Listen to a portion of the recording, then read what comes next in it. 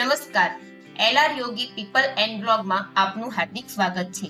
આજે અમે બનાવવાના છીએ કેસુડાના ફૂલના સાબુ। આ કેસુડાના સાબુ ઉનાળાની ગરમી સામે રક્ષણ મેળવવા માટે ખૂબ જ ઉપયોગી છે।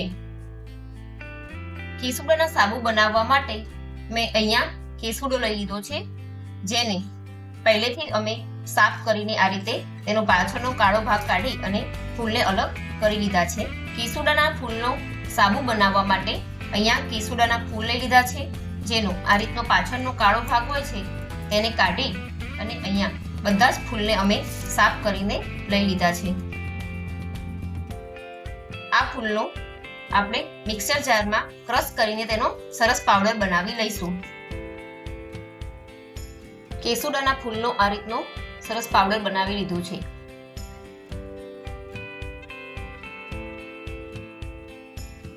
અમે અહીંયા સાબુ બેઝ પહેલેથી જ ઓનલાઈન મંગાવીને રાખેલો છે, તેના આપણે નાના નાના ટુકડા કરી લઈશું।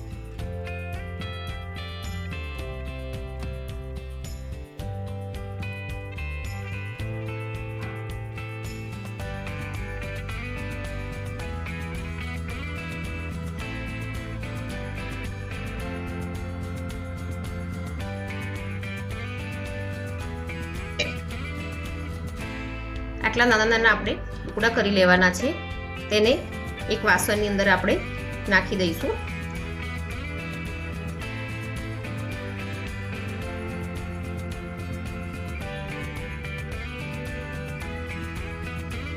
અહીં મેં એલોવેરાનો પલ્પ લીધો છે, તેની આપણે જેલ બનાવી લઈશું।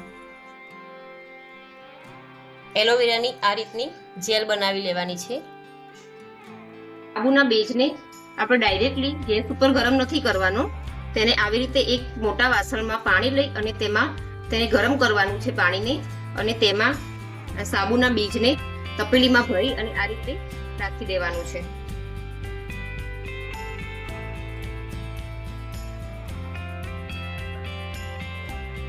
બેઝને આપણે આ રીતે ગરમ કરી લેવાનું છે। આ 500 ગ્રામ જેટલો બેઝ છે। તમે જોઈ શકો છો અહીંયા આ સાબુનો બેઝ બધો ઓગળી અને તેની સરસ મજાની એક સ્લરી આ રીતની બની ગઈ છે। ત્યારબાદ આપણે તેમાં આ કેસુડાનો જે પાવડર બનાવ્યો હતો તેને આપણે થોડો થોડો અંદર એડ કરતા જઈશું અને પછી હલાવી લઈશું।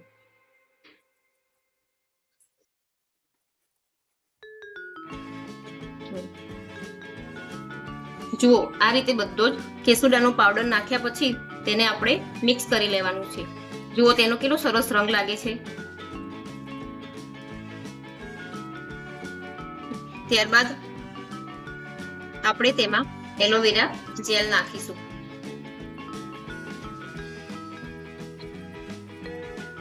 પાંચસો ગ્રામ બેઝની સામે આપણે વિટામિન ઈની 3 કેપ્સ્યુલ અંદર નાખવાની છે।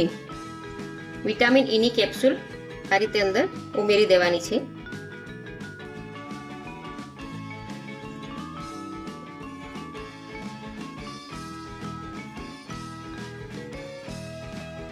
વિટામિન ઈની કેપ્સ્યુલ એ આપણા શરીરની ચામડી માટે ખૂબ જ જરૂરી છે, એટલે આપણે તેમાં આમાં વિટામિન ઈના કેપ્સ્યુલ એડ કર્યા છે અને આ રીતની આપણે ઘટ પ્રવાહી જેવું એકદમ સ્લરી તૈયાર કરી લીધી છે। હવે આ સ્લરીને આપણે ઠંડુ પડવા દેવાનું છે 5 થી 10 મિનિટ માટે। આ સ્લરી આપણી હવે ઠરી ગઈ છે, તેને આપણે સાબુના મોલ્ડની અંદર ભરી લઈશું।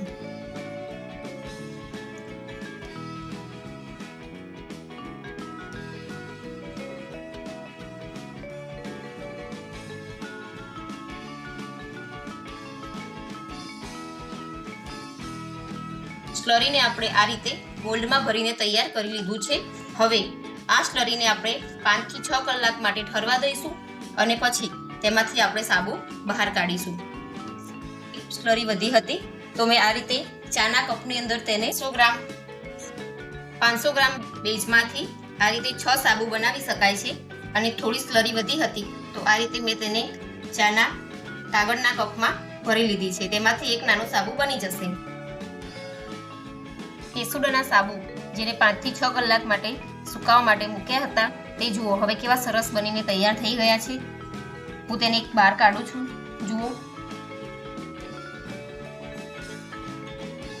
જુઓ સાબુ કેટલો સરસ બનીને તૈયાર થઈ ગયો છે અને ડિઝાઇન પણ કેવી સુંદર લાગી રહી છે.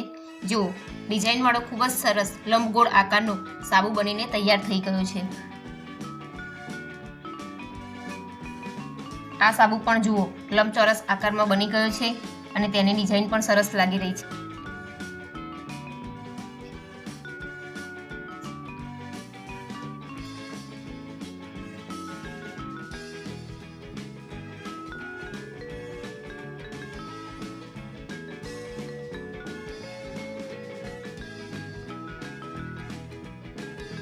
થોડી સ્લરી વધી હતી તેમાંથી એ નાનો એક સાબુ બનાવી લીધો હતો મેં ચાના કપમાં. તે જોઈએ હવે કેવો બની ગયો છે.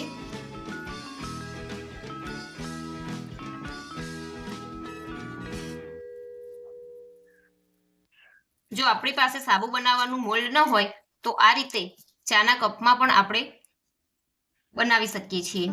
જો આ સાબુ પણ સરસ બની ગયો છે. નાનો નાની તૈયાર થઈ ગયા છે અને હું હવે તેનો ફીણ કરીને તમને બતાવું કે તેઓ કેવો ઉપયોગમાં આવે છે.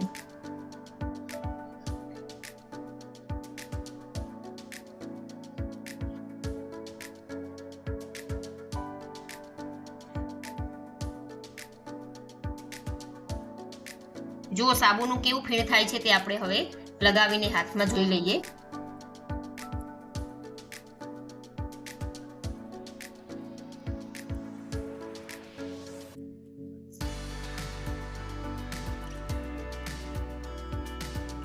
જો હાથ ધોયા પછી હાથ કેટલા સુંદર લાગી રહ્યા છે. સરસ ચોખ્ખા થઈ ગયા છે હાથ મારા. આ સાબુ ચહેરા ઉપર લગાવવાથી ચહેરાનો ગ્લો એકદમ સરસ આવે છે અને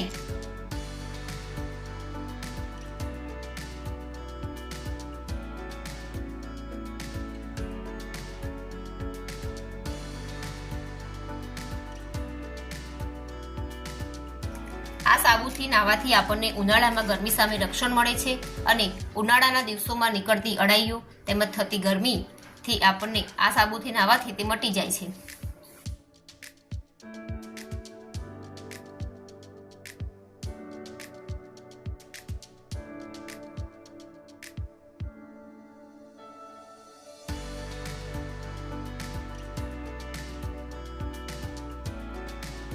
જો અમારા વિડીયો ગમ્યો હોય તો અમારી ચેનલને લાઈક, શેર અને સબસ્ક્રાઇબ કરજો. Thank you.